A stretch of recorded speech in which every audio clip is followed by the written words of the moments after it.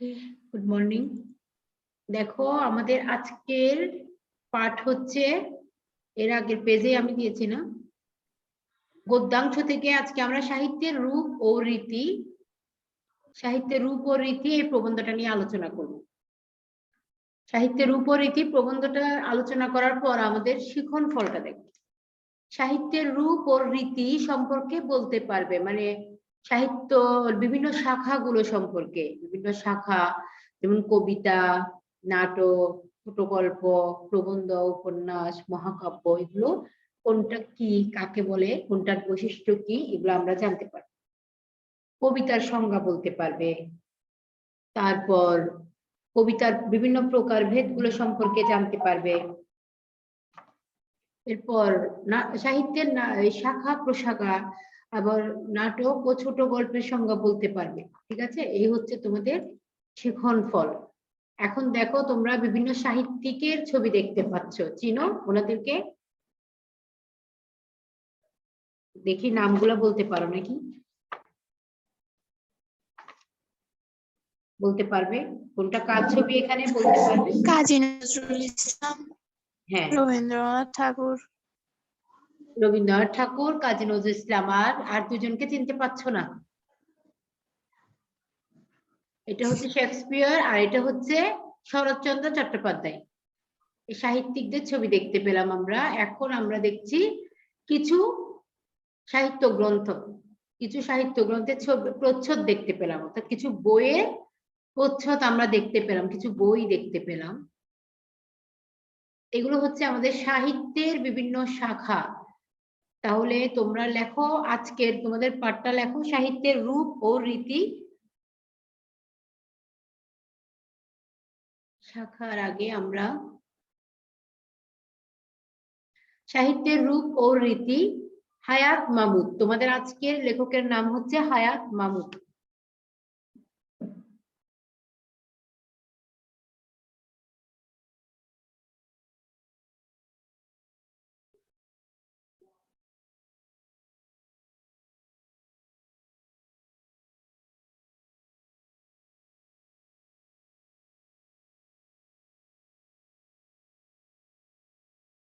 সাহিত্যের রূপ ও রীতি, হায়াত মাহমুদ। ঠিক আছে, ওকে।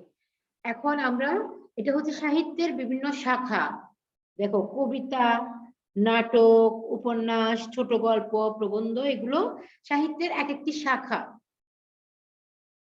সাহিত্যের রূপ, এই শাখাগুলোকে বলা হয় রূপ। রীতি মানে হচ্ছে নিয়ম কানুন। ঠিক আছে,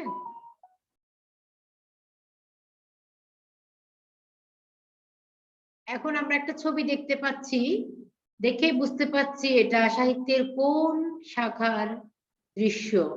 এটা হচ্ছে নাটক, নাটকের অভিনয়ের দৃশ্য দেখলাম আমরা। আচ্ছা, এখন আমরা একটু লেখক পরিচিতিটা সম্পর্কে আগে জেনে নিই, লিখে ফেলি। ঠিক আছে, তোমরা লেখো হায়াত মাহমুদ, লেখো আজকের লেখকের নাম, তারপর পয়েন্ট দিয়ে তার জন্ম এবং জন্মসাল, জন্মস্থান, এই দুইটা লিখে ফেলো।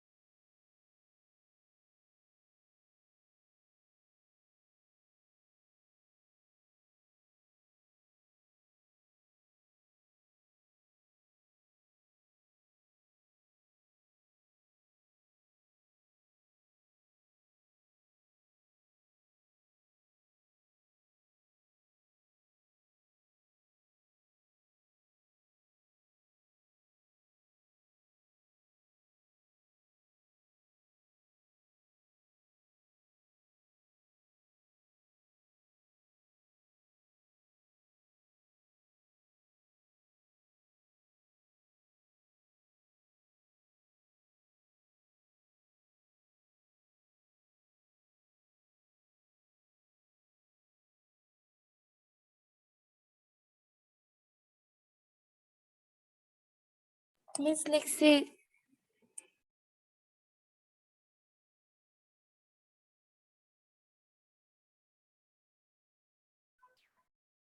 ওকে, তোমরা নেক্সটটা লেখো এখন। নেক্সটটা হচ্ছে ঢাকা বিশ্ববিদ্যালয় থেকে তিনি স্নাতকোত্তর ডিগ্রি লাভ করেন এবং পিএইচডি করেন কলকাতা থেকে। এটা হচ্ছে তার শিক্ষা জীবন।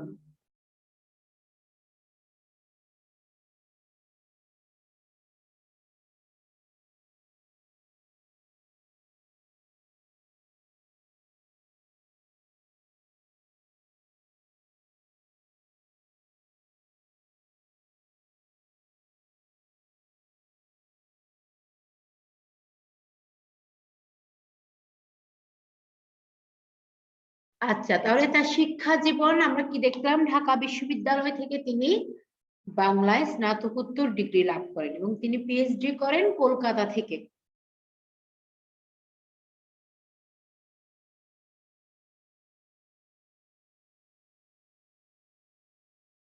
লিখছি মিস। ওকে,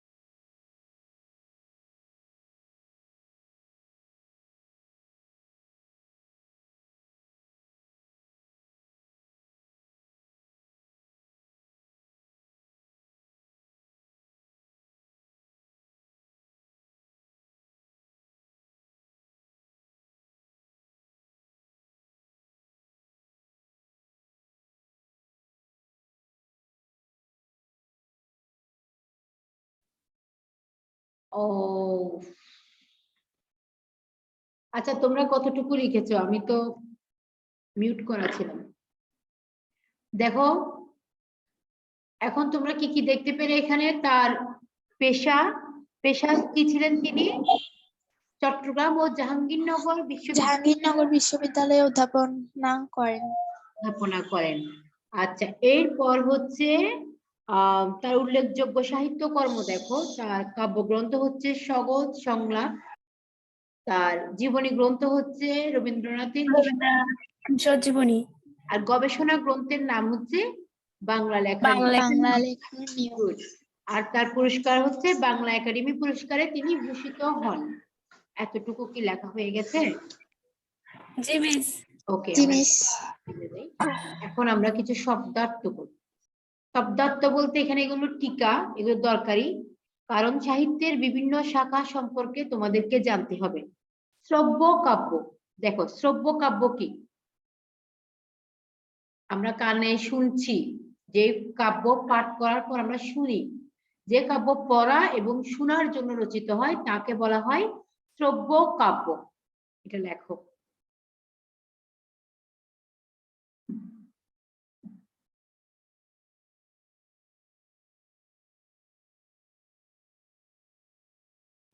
লিখছি মিস।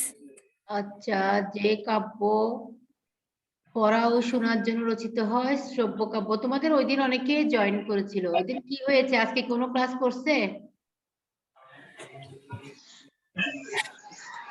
মিস আজকে ম্যাথ ক্লাস। ম্যাথ ম্যাথ ক্লাসে ছিল না? জি মিস, এগুলোকে 5 জন ছিল। এদেরকে বলবে ক্লাস না করলে পরীক্ষায় মার্কস কাটা দিব আমি। আচ্ছা দেখো এবার এরপর একটা লিখি দৃশ্যকাব্য। শ্রব্য কাব্যটা তো বুঝতে পেরেছো, যে কাব্যটা শোনা এবং পড়া এই দুটার জন্য রচিত হয়, অর্থাৎ আমরা পাঠ করি এবং শুনি, এটা হচ্ছে শ্রব্য কাব্য। আর দৃশ্যকাব্য হচ্ছে ছবি দেখেই বোঝা যাচ্ছে, নাটককে দৃশ্যকাব্য বলা হয়, যা একসাথে দেখা হয় এবং শোনা হয়। লিখে ফেলো।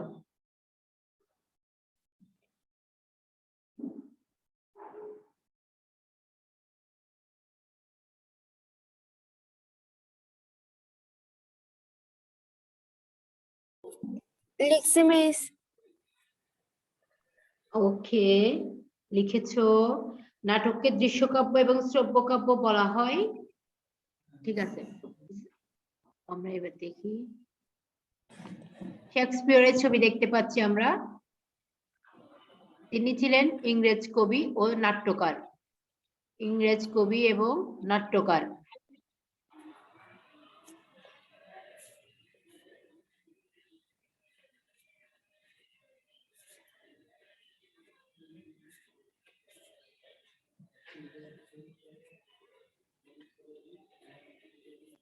লিখছি মিস। আচ্ছা এরপর একটা লিখো একাঙ্কিকা। আচ্ছা একজনই তো রেসপন্স করছো, লিখছি, দুজনে কি লেখা হয়ে গেছে? জি মিস। আচ্ছা ঠিক আছে, এখন আমরা দেখবো একাঙ্কিকা আসলে কি লেখা হচ্ছে নাকি না লিখে লিখছি বলছো? লিখতে হবে? নো মিস, দেখতে পারেন। আচ্ছা আচ্ছা আর দেখবো পরে, এখন আমরা আগে লিখে নিই। এখন দেখো একাঙ্কিকা, 1 যোগ অঙ্ক, একাঙ্ক। একাঙ্কিকা হচ্ছে 1 অঙ্ক বিশিষ্ট নাটককে একাঙ্কিকা বলে, ঠিক আছে। 1 অঙ্কের নাটক, অঙ্ক মানে কি নাটকের ক্ষেত্রে? ম্যাথস। অঙ্ক মানে হচ্ছে পর্ব, তাহলে 1 অঙ্কের নাটককে একাঙ্কিকা নাটক বলে। জি মিস লিখছি। ওকে নেক্সট শব্দ আমরা লিখে ফেলেছি এখান থেকে, একাঙ্কিকাটা 1 অঙ্কের নাটককে একাঙ্কিকা বলা হয়। এখন দেখো চন্দ্রগুপ্ত। চন্দ্রগুপ্ত হচ্ছে একজন রাজার নাম, প্রাচীন ভারতবর্ষের এক বিখ্যাত নৃপতি। নৃপতি মানে হচ্ছে রাজা, তাহলে প্রাচীন ভারতবর্ষের এক বিখ্যাত নৃপতির নাম হচ্ছে চন্দ্রগুপ্ত। লেখো এটা।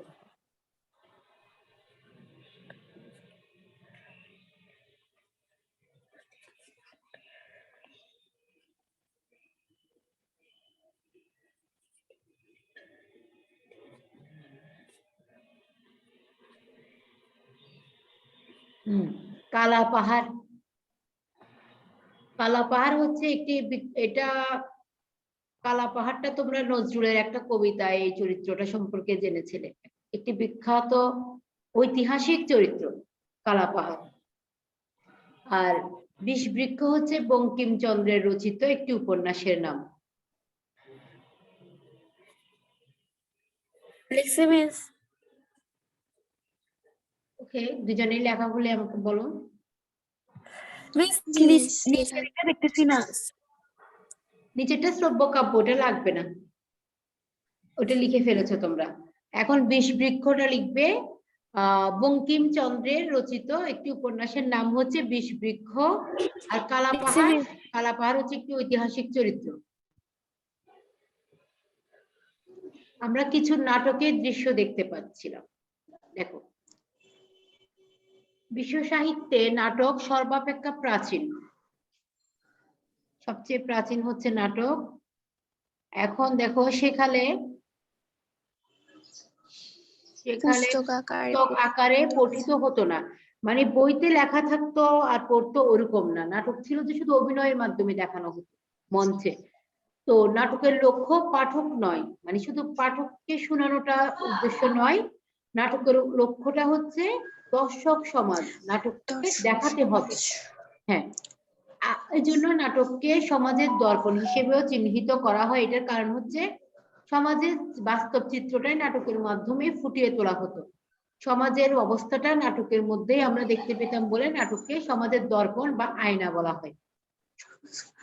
সংস্কৃত আলংকারিকদের মতে নাটক দৃশ্যকাব্য। আচ্ছা, নাটককে কাব্য বলেছেন, যদিও কবিতার মতো করে নাটক লেখা হয় না। দেখো, এখন আমরা লিখবো নাটকের সংজ্ঞাটা। নাটক সংলাপ প্রধান শিল্পকর্ম। নাটক হচ্ছে ডায়লগটা কিন্তু নাটকের প্রাণ, সংলাপটা। সংলাপ ছাড়া নাটক হবে না। নাটক সংলাপ প্রধান শিল্পকর্ম, সুখ দুঃখ যুক্ত মানুষের যে রূপচিত্র দর্শক সম্মুখে অভিনয়ের মাধ্যমে প্রকাশ করা হয় তাই হচ্ছে নাটক। অর্থাৎ এটা এমন একটা শিল্পকর্ম যেখানে সংলাপ থাকবে, সংলাপ প্রধান, এবং সমাজের চিত্রটা দর্শকের সম্মুখে অভিনয়ের মাধ্যমে তুলে ধরা হয়, এটাই হচ্ছে নাটক।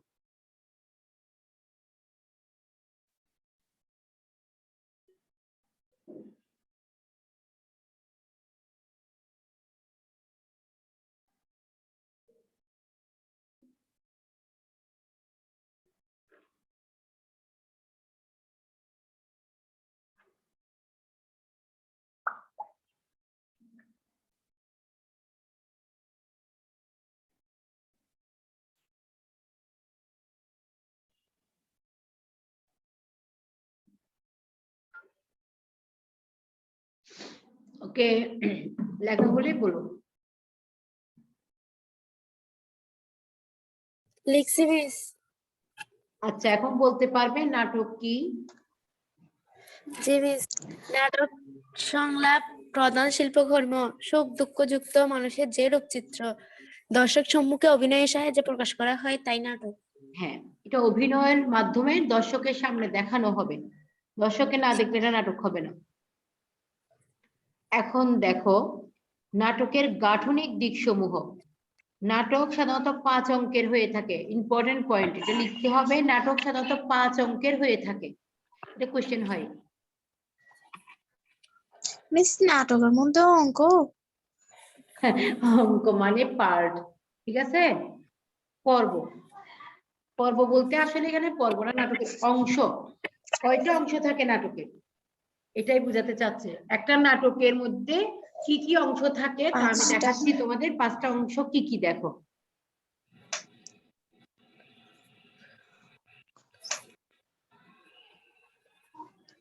অংশটা একটু পরের পেজে চলে গেছে, অংশটা আমি বলবো, ওটা তোমরা জায়গাটা রাখো। এখন লেখো এটা।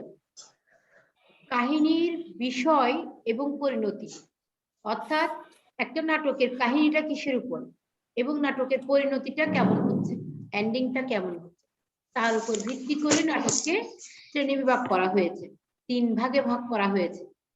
ঈশা জয়েন করে আবার লিভ নিয়েছে। আচ্ছা দেখো, তাহলে নাটকের যে শ্রেণী বিভাগ এটা দেখো তো। ট্র্যাজেডি, কমেডি এবং প্রহসন। এটা হচ্ছে কাহিনীর বিষয় এবং পরিণতির দিক থেকে নাটকের শ্রেণী বিভাগ। অর্থাৎ নাটকের কাহিনীটা কেমন, এটা হাসির না দুঃখের, নাকি সমাজের চিত্র তুলে ধরা হয়েছে সমস্যাগুলো, এটার উপর ভিত্তি করে, এবং এটার পরিণতিটা কেমন হচ্ছে তার উপর ভিত্তি করে নাটককে 3 ভাগে ভাগ করা হয়েছে। লেখো, ট্র্যাজেডি, কমেডি এবং প্রহসন।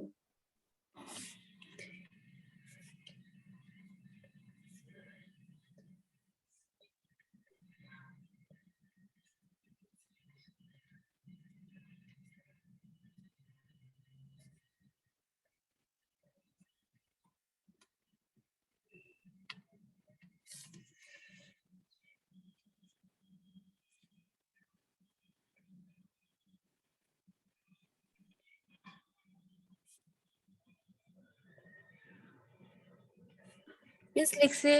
ওকে, আমরা যে ছবিগুলো দেখতে পাচ্ছি নিশ্চয়ই বুঝতে পারছো এগুলো কোন ধরনের নাটকের ছবি হতে পারে। দুঃখজনক। ইয়েস, দুঃখজনক মানে ট্র্যাজেডি নাটক, ঠিক আছে। তাহলে এখন ট্র্যাজেডি নাটক কাকে বলে দেখো। রঙ্গমঞ্চে নায়ক, বা একটু কম দেখা যাচ্ছে না স্ক্রিনটা? জি মিস। হ্যাঁ, জি মিস। রঙ্গমঞ্চে নায়ক বা নায়িকা, এটা কালারের কারণে হয়েছে। নায়ক বা নায়িকার জীবন কাহিনীর দৃশ্য পরম্পরা উপস্থাপনের মাধ্যমে যে নাটক দর্শক হৃদয়ে ভয় এবং করুণা প্রশমিত করে, তার মনে করুণ রসের আনন্দ সৃষ্টি করে, তাকে ট্র্যাজেডি নাটক বলে। যেমন কৃষ্ণকুমারী নাটক। দেখো, মানুষের মনে করুণ রসের আনন্দ সৃষ্টি করে যে নাটক, তাকে কিন্তু ট্র্যাজেডি নাটক বলে। লেখো।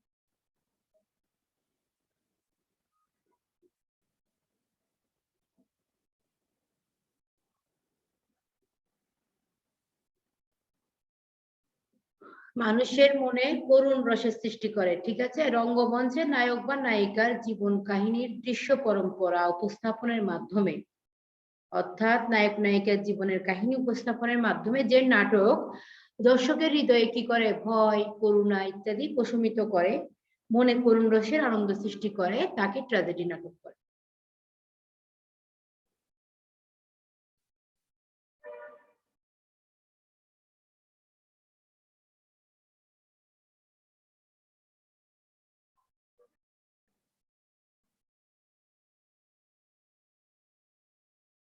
আবার মিম আক্তার কোথায় চলে গেল? আচ্ছা, জান্নাতুল মাওয়া, এটা কি লেখা হয়ে গেছে? জি মিস। ওকে, দেখো এখন বলো তো কি নাটকের দৃশ্য দেখতে পাচ্ছি আমরা? কি ধরনের নাটকের? হাসি খুশি নাকি কমেডি? ইয়েস, কমেডি নাটক। বুঝতেই পারছো, কমেডি নাটকের দৃশ্য দেখতে পাচ্ছি আমরা। কমেডি নাটক। কমেডি নাটক কি? মানব চরিত্রের যে কৌতুকপ্রদ দিক কাউকে পীড়ন করে না, ব্যথা দেয় না, হাস্যরস সৃষ্টি করে, তাকে কমেডি নাটক বলে। ঠিক আছে, কমেডি নাটক কাকে বলে তাহলে? মানব চরিত্রের যে কৌতুকপ্রদ দিক কাউকে পীড়ন করে না, ব্যথা দেয় না, হাস্যরস সৃষ্টি করে, তাকে কমেডি নাটক বলে।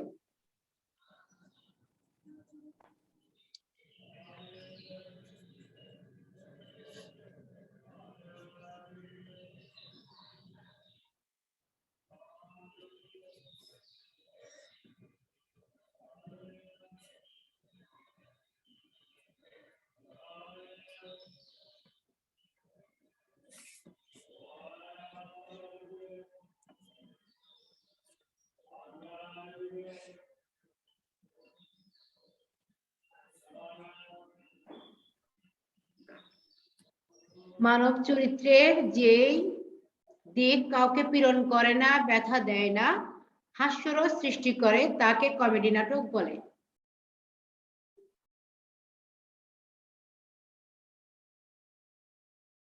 ওটা কি লেখা হয়েছিল কমেডি নাটকটা? জি মিস। ওকে, এখন দেখো আমরা সমাজের কিছু চিত্র দেখতে পাচ্ছি। হ্যাঁ, সমাজের বিভিন্ন চিত্র। প্রহসন নাটক। প্রহসন এক ধরনের সামাজিক নকশা, বুঝতে পেরেছো, যেখানে সমাজের সমসাময়িক চিত্র তথা প্রতিবাদ কিছুটা হাস্যরসের ছোঁয়ায় অভিনীত হয়, তাকে প্রহসন বলে। যেমন বিয়ে পাগলা বুড়ো, অর্থাৎ সমাজের তখনকার অবস্থাটা, যখনকার সমাজের অবস্থাটা তুলে ধরা হয়। সমাজে কোনো অত্যাচার বা অন্যায় হলে তাকে হাস্যরসের ছোঁয়ায় অভিনীত করা হয় প্রহসন নাটকে। সমাজের সমসাময়িক চিত্রটাকে তুলে ধরা হয়। সমসাময়িক চিত্রের মধ্যে যেসব অন্যায় অবিচার থাকে, যেমন প্রহসন হচ্ছে এক ধরনের সামাজিক নকশা, যেখানে সমাজের সমসাময়িক চিত্র তথা প্রতিবাদ কিছুটা হাস্যরসের ছোঁয়ায় অভিনীত হয়, তাই হচ্ছে প্রহসন।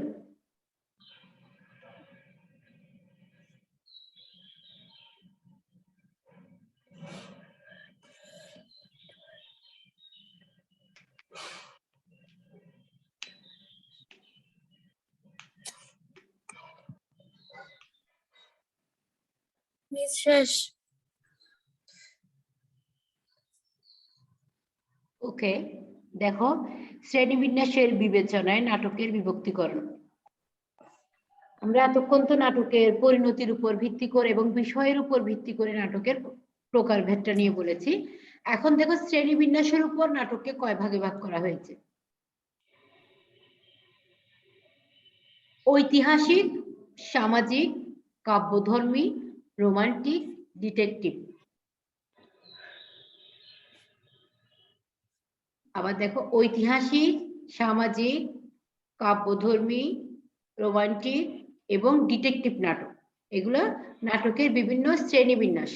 শ্রেণীবিন্যাসের বিবেচনায় নাটককে, অর্থাৎ ঐতিহাসিক কোনো কাহিনী অবলম্বনে রচিত হলে সেটাকে ঐতিহাসিক বলবে, সামাজিক চিত্র তুলে ধরা হলে সামাজিক নাটক বলবে, প্রহসন নাটকটা এক ধরনের সামাজিক নাটক, কাব্যধর্মী নাটক, তারপর রোমান্টিক কাহিনী অবলম্বনে লিখিত নাটককে রোমান্টিক নাটক বলবে, ডিটেকটিভ ঘটনা অবলম্বনে রচিত হলে তাকে ডিটেকটিভ নাটক বলবে।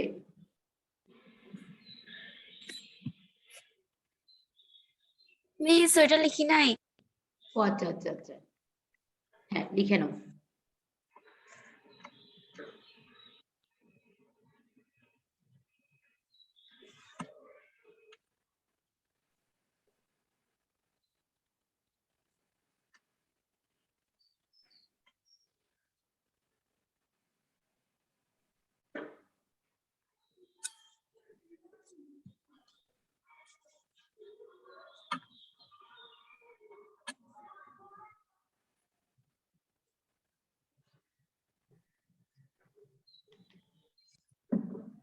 মিস লিখছি। আচ্ছা ঠিক আছে, এখন দেখি আমরা মূল্যায়ন। আচ্ছা লেখো, আনসারও লিখবে, আগে কোয়েশ্চেনটা লেখো। হায়াত মাহমুদ কোথায় জন্মগ্রহণ করেন?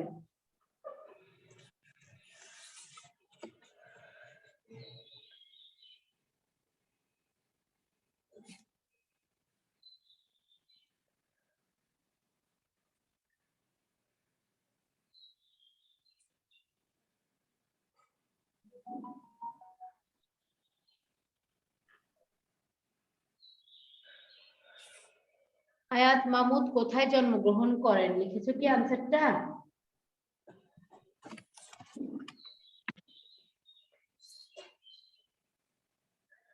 পশ্চিমবঙ্গের হুগলি জেলার মৌরা গ্রামে।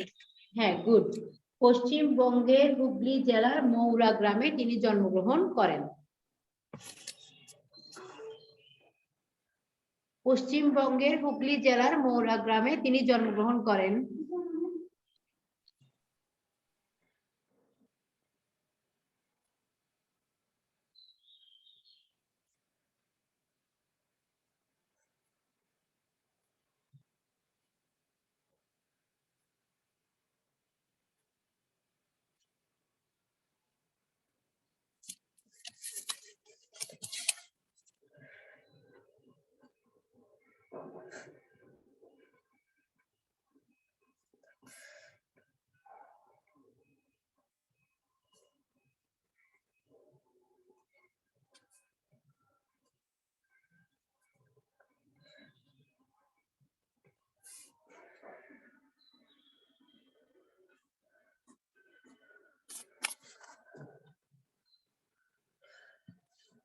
মিস 5টি অংশ না?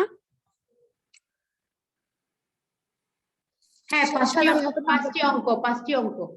আর সাহিত্যের শাখাগুলো কি কি ওগুলোর নাম লিখবে, এরপর প্রহসন কি।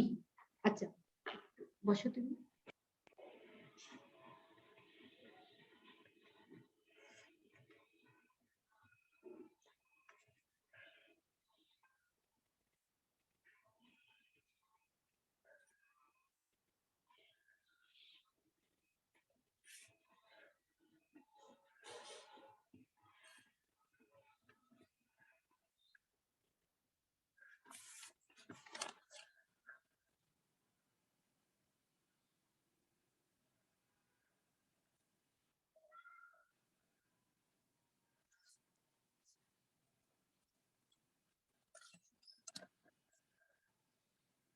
মিস সাহিত্যের শাখাগুলো কি কি?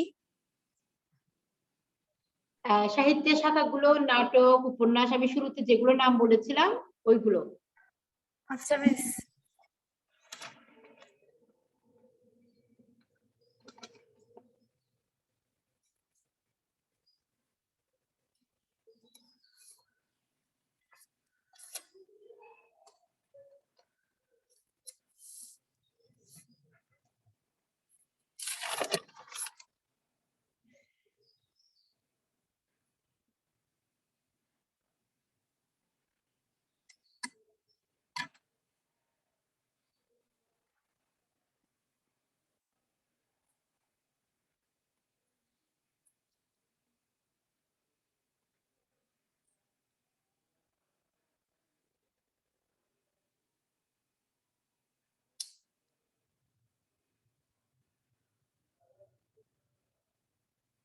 লিখছি মিস।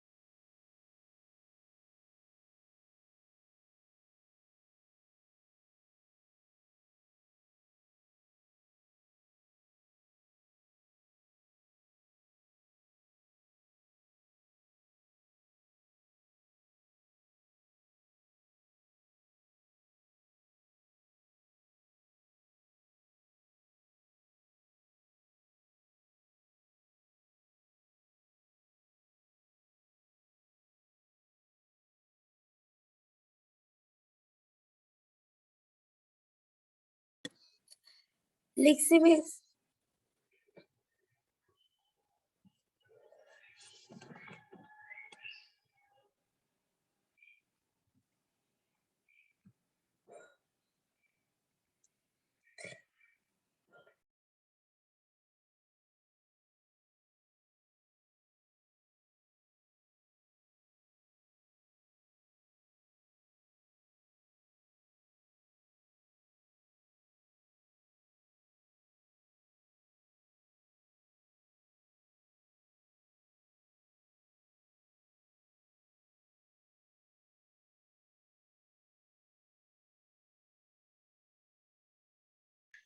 আচ্ছা, হ্যাঁ মামা, তোমার লেখা হয়ে গেছে? নাটক জি মিস। নাটক কোন ধরনের শিল্পকর্ম? সুখ দুঃখযুক্ত মানুষের যে রূপচিত্র দর্শক সম্মুখে অভিনয়ের সাহায্যে প্রকাশ করা হয়। না, এটা তো নাটক কাকে বলে বলছো তুমি, কিন্তু নাটক কোন ধরনের শিল্পকর্ম যখন বলবে, নাটক হচ্ছে কাব্যধর্মী শিল্পকর্ম। ওকে, এখন আমরা কিছু এমসিকিউ পেয়েছি এখানে, এগুলো আজকে আলোচনা করা যাবে না, অনেক সময় লাগবে এমসিকিউ গুলো আলোচনা করতে, বুঝছো? তাহলে এখন আমরা আর 5 মিনিট আছে আমাদের হাতে, একটু ডিটেলস যা যা পড়লাম আলোচনা করে নি, ঠিক আছে? মিস আপনি বলছেন নাটক সাধারণত 5টি অংশ, এগুলো দেখাবেন। হ্যাঁ, 5 অঙ্কটা, ঠিক আছে, 5 অঙ্কটা এখানে আসেনি, আমি দেখাচ্ছি। গুড, মনে করাই দেওয়ার জন্য ধন্যবাদ। তাহলে একটু আমি স্লাইডটাকে ইয়ে করি, দেখাচ্ছি।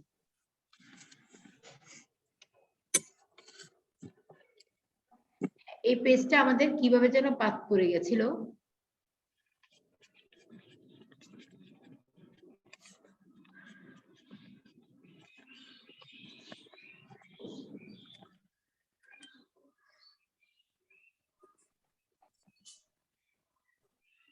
কি রে, এর আগের পেজটা কই?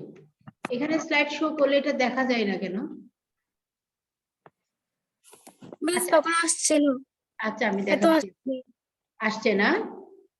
জি মিস। দেখো, নাটকের 5টি অঙ্ক হচ্ছে প্রারম্ভ, প্রবাহ, উৎকর্ষ, উৎকর্ষ, গ্রন্থিমোচন গ্রন্থিমোচন। এবং উপসংহার। অর্থাৎ নাটকের শুরুর অংশটাকে বলা হয় প্রারম্ভ, এরপর কাহিনীটা যে কাহিনীটা আস্তে আস্তে কি হয়, শুরু হয়, ওটা প্রবাহ। উৎকর্ষ কাহিনীটা একদম চরম অবস্থায় যাওয়া, গ্রন্থি মোচন একটা সমাধানের অবস্থা, এরপর উপসংহার। ঠিক আছে, লিখছি মিস। নাটকের এটাই হচ্ছে 5টি অঙ্ক। এই 5টি অঙ্ক তুমি লিখে নাও।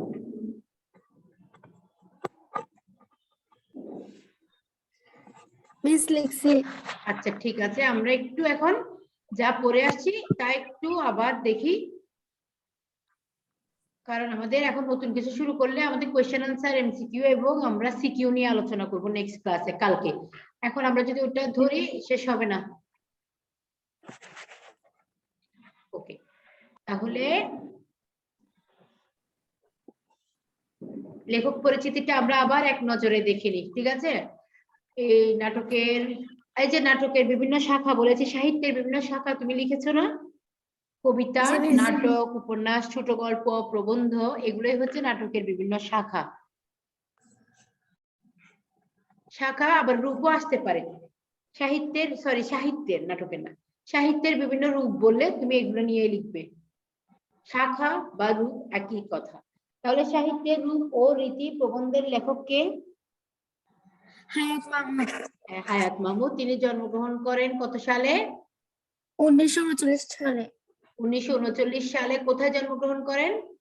পশ্চিমবঙ্গের হুগলি জেলার মৌরা গ্রামে, বর্তমানে তিনি পশ্চিমবঙ্গের ঢাকার হুগলি জেলার, গেন্ডারিয়ার বাসিন্দা। গুড, মোরা গ্রামে, বর্তমানে যেটা ঢাকার গ্যান্ডারিয়া, বর্তমানে তিনি ঢাকার গ্যান্ডারিয়ার বাসিন্দা। আচ্ছা, এরপর দেখো তার শিক্ষা জীবন হচ্ছে তিনি ঢাকা বিশ্ববিদ্যালয় থেকে বাংলায়, ঢাকা বিশ্ববিদ্যালয় থেকে বাংলায় স্নাতকোত্তর ডিগ্রি, পিএইচডি কলকাতা। হ্যাঁ, এরপর তার কর্মজীবনে তিনি ছিলেন ঢাকা চট্টগ্রাম জাহাঙ্গীরনগর বিশ্ববিদ্যালয়ে অধ্যাপনা করেন। তার উল্লেখযোগ্য সাহিত্য কর্মগুলো সম্পর্কে আমরা কি দেখলাম? কাব্যগ্রন্থ স্বাগত সংলাপ, জীবনী গ্রন্থ, রবীন্দ্রনাথ কিশোর জীবনী, গবেষণা গ্রন্থ, বাংলা লেখার নিয়ম, পুরস্কার, বাংলা একাডেমি পুরস্কারে ভূষিত। ভেরি গুড, তাহলে তো মনে আছে তোমার এগুলো। আচ্ছা, এখন শব্দার্থগুলো একটু দেখি আবার। শ্রব্য কাব্য কি? শ্রব্য কাব্য, যে কাব্য পড়া ও শোনার জন্য রচিত। হ্যাঁ, যে কাব্য পড়া এবং শোনার জন্য রচিত। আর দৃশ্যকাব্য বলতে আমরা সাধারণত কিন্তু নাটককেই কাব্য বুঝি। বলা হয়, হ্যাঁ, যা একসাথে দেখা যায় ও শোনা যায়। লেখাও যায়, শোনাও যায়। শেক্সপিয়ার কে ছিলেন? ইংরেজ কবি ও নাট্যকার ছিলেন। একাঙ্কিকা নাটক বলতে আমরা এক অঙ্কের নাটক, হ্যাঁ, এক অঙ্কের নাটককে বুঝি।